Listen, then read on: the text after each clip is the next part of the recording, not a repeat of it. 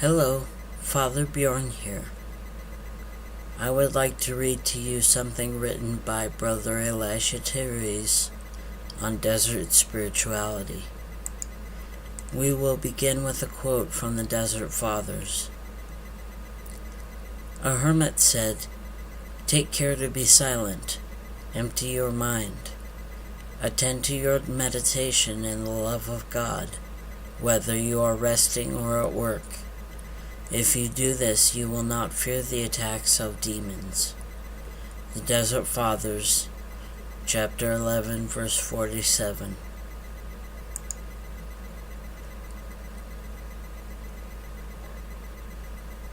What we must do is go into the desert that lies within ourselves, and there we will find the temptations that keep us from joining Christ.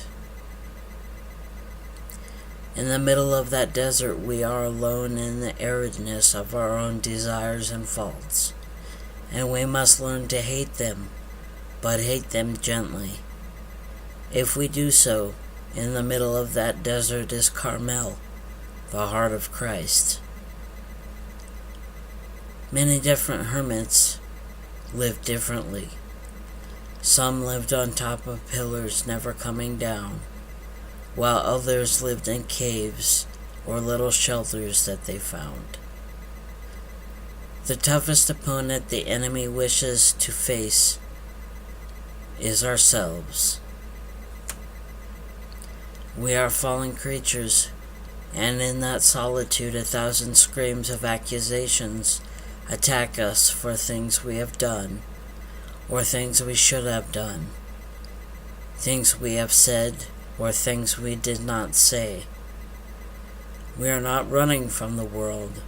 Rather, we strive to surrender ourselves to become new creations and become another Christ, praying for all of his children and living for others, but more importantly, for those who wish to harm us. Desert spirituality also teaches us to welcome the stranger as Christ, to avoid idleness, and to practice charity. As we travel into our own desert, we are forced to hold up a mirror and see and recognize all of our faults. However, we have Christ, who helps us recognize that no matter what faults or actions we have committed, we are still loved. Once we remain still in the middle of the storm and realize we are loved and forgiven, we are able to show the love of Christ to everyone, for we realize that no one is perfect and everyone is fighting their private battles that no one sees. As for me, my job is to love and pray as my Lord and Christ Jesus. What that means to me is that I must show the same love that Christ showed to everyone. I am to love and not convict. People accuse and convict themselves, but in the middle of that accusation, hurt, and torment, we must show people that they are not alone, even when one is in the middle of the desert.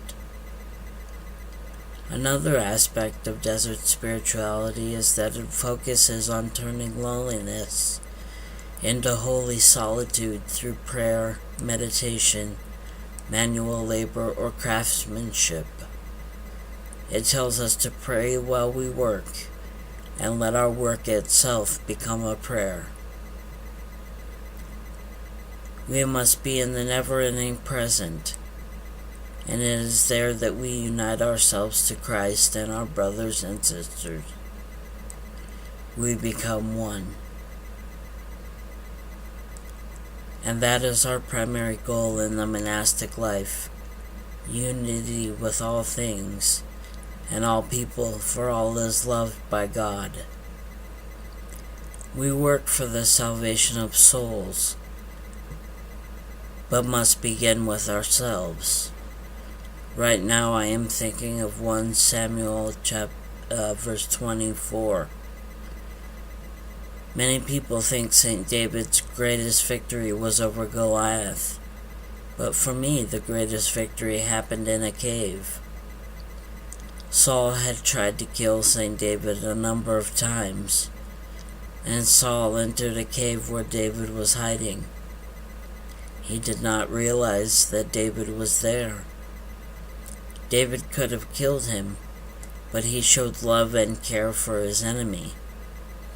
It was at that moment, the victory over self, the victory over hate, the victory over vengeance, that David showed that he was a new creature.